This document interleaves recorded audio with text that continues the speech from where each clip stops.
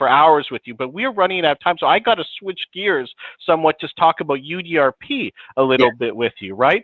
So listen, the fear, if I can put it that way, for domain investors, and some of them flip domain names, some of them develop sites. We've seen the 2 sessions ago, logo.com, desktop.com, developed by domain registrants.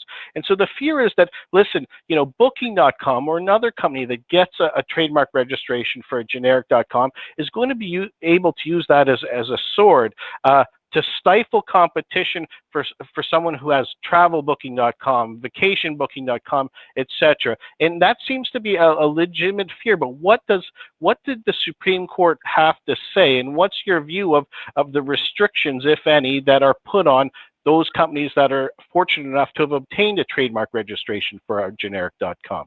Look, this was a huge issue in the briefing and in the argument at the Supreme Court.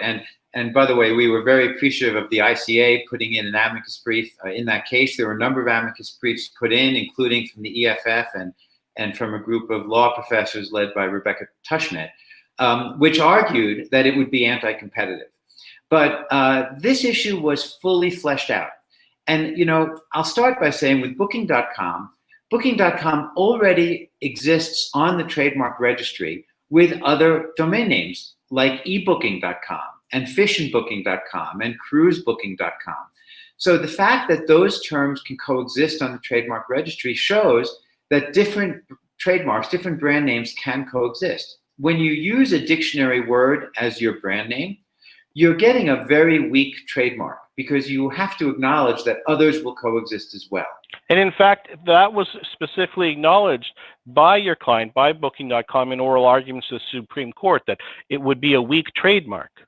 Exactly. But we still want it so that we can file UDRPs, so that we can do takedowns, and especially so that we can prevent use of Booking.com in ways that will deceive consumers. Imagine if a travel agency in some small town in America opened a retail travel agency and they hung on their window Booking.com. People would walk by and think they were associated with my client. And that's the kind of consumer deception that we want to stop. But if we don't have a trademark, we can't stop it. Now, Justice Breyer is the only justice who dissented. The decision was 8-1 in our favor. And by the way, with the Supreme Court that we have today, which is so split ideologically, it's pretty rare to get an 8-1 decision. And I think that shows that this really was not controversial from a matter of trademark law.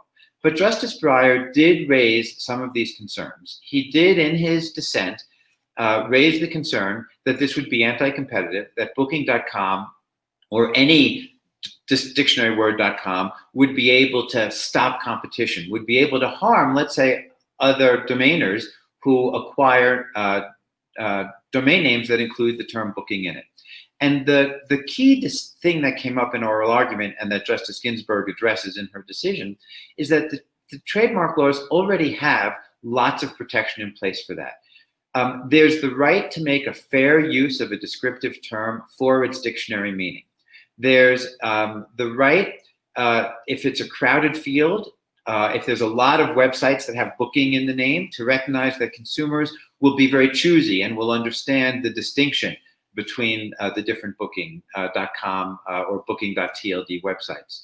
And of course, you have to show consumer deception in order to win a trademark case. I think the message for domainers is that if you register a name that is similar to someone else's trademark, you have to be careful about how you use it. If you use it only in connection with the dictionary meaning of that term, then that shouldn't be infringement. Now, if you use the unique colors of Booking.com or logos that make it look like you're associated with Booking.com, then I think you'll be deceiving consumers and have a problem. But if you've got your own unique look and consumers aren't deceived and you're using it for its dictionary meaning, great. On the other hand, if you register Orange.com and start selling mobile telephones, you'll hear from Orange SA because that's not appropriate. If you post pay-per-click links that are going to link to competitors of brand names of Orange, then that's not okay. And it's very important to use negative keywords on your PPC page to make sure that you restrict any trademark references and only use the term in your domain name for its dictionary meaning. So David, you said that one of the reasons that Booking.com wanted to have a trademark registration was because, to use it in a UDRP, and so that immediately causes concern for some domain registrants, for domain investors in particular. But looking at the UDRP cases, Booking.com had a trademark in 2011 in the EU for inter alia travel services. It had a registered trademark. It's only brought one UDRP over that trademark. It didn't even need the American one to bring a UDRP. So my question to you, in the 3 minutes we unfortunately have left, and time flies,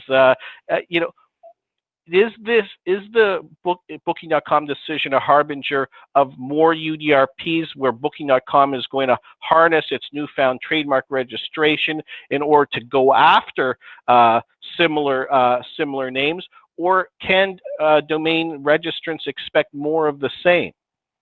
Well, look, I obviously can't speak to what Booking.com will do in the future, because it depends on what the registrants do. But if a registrant registers a domain name that has booking or any dictionary word, and they use it in connection with the services that the trademark owner owns, that's going to be a problem. And if that's the kind of thing that will cause consumer confusion, I think you can expect all brand owners to go after it.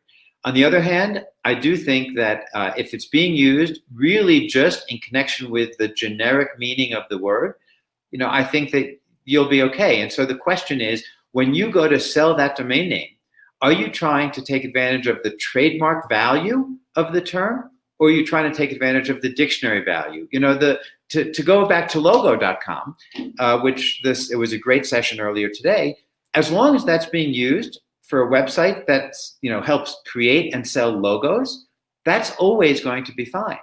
But let's say they were to start selling building blocks and toys for children on that. I could see the Lego people, being confused and being concerned. And so it's really all about context. And that's why I don't like the idea of generic.com, because that's devoid of context. You've got to look at the context. Right. Well, the UDRP has always enabled, and we only have 1 minute left, so I'm going to try to be quick, but UDRP has enabled complainants to bring a UDRP complaint even without a registered trademark, based upon common law trademark rights. And now we'll see complainants not only be able to do that for generic.com, but also, if they happen to get a registration, be able to base their complaint on that. And so the question is the bar what is the bar for a complaint to prove common law rights in a generic.com in the UDRP, and has it been at all affected by the Booking.com decision? I know you could probably do a good hour on that question, David, but see what you could do in 30 seconds before we wrap it up. So I think the bar is going to be the same as the USPTO, that if you've got a trademark registration, that's going to help you a lot. If you don't have a registration, you can't just say, the Supreme Court in Booking.com said domain names can be trademarks. This is my domain name. You're going to need to allege specific facts. I've been selling products under this name for X years. I've had X sales. I've had X amount of advertising. Here's evidence of how consumers recognize my name. Here are media reports about my name. Here's what the trade says about my name. We on the UDRP panels, we're going to be looking for that kind of evidence. Otherwise, it's going to look like a merely generic or a merely descriptive term to us. Okay.